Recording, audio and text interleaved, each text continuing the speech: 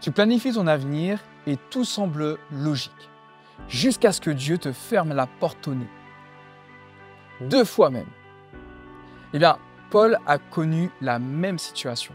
Et pourtant, c'est pour l'emmener là où il n'aurait jamais imaginé aller. Et si le Seigneur voulait redessiner ton itinéraire?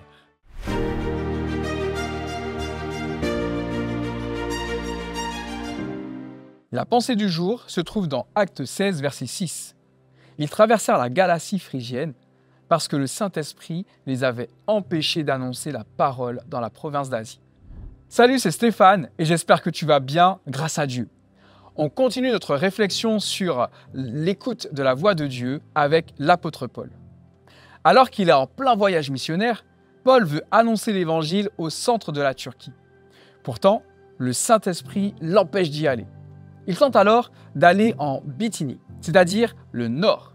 Mais l'Esprit de Jésus ne le permet pas non plus. Ce n'est que plus tard, à Troas, sur la côte méditerranéenne, que Paul reçoit une vision nocturne. Un homme macédonien l'appelle à venir en aide à son peuple. Paul comprend alors que Dieu l'envoie en Macédoine. Il obéit immédiatement et l'Évangile entre ainsi pour la première fois en Europe. Ce passage est surprenant. Paul est zélé, il est en mission, avec un bon objectif, prêcher l'Évangile. Et pourtant, Dieu va l'arrêter à 2 reprises.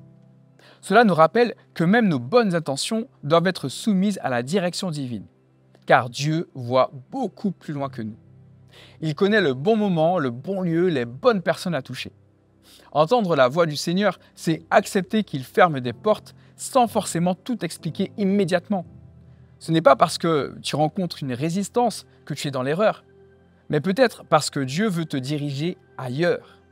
Le Seigneur ne te parle pas seulement pour t'encourager, il te parle aussi pour t'orienter. Et Paul a su s'arrêter, il n'a pas forcé.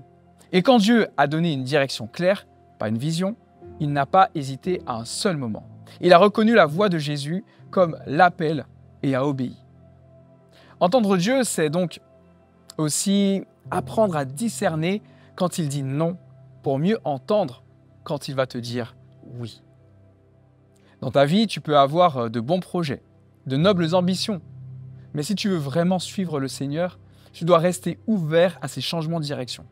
Cela demande de la souplesse, de l'écoute et parfois de l'abandon. Dieu peut te parler par une paix soudaine, un blocage inattendu, une conviction intérieure ou même un rêve clair. Ta mission n'est donc pas de tout contrôler, mais simplement de suivre la volonté du Seigneur. Sois donc prêt à renoncer à un chemin qui te semble logique si Dieu en ouvre un autre. Sa voix ne suit pas toujours nos plans, mais elle te conduira toujours vers le meilleur, pour toi et pour ceux qu'il veut bénir à travers toi.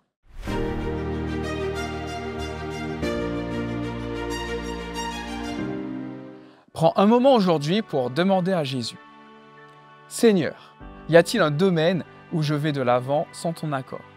Montre-moi la bonne direction. Et sois attentif aux blocages, aux détours ou aux appels nouveaux. Et si tu reçois une conviction claire, ose dire oui, comme Paul. Obéis sans tarder et que Dieu te bénisse abondamment.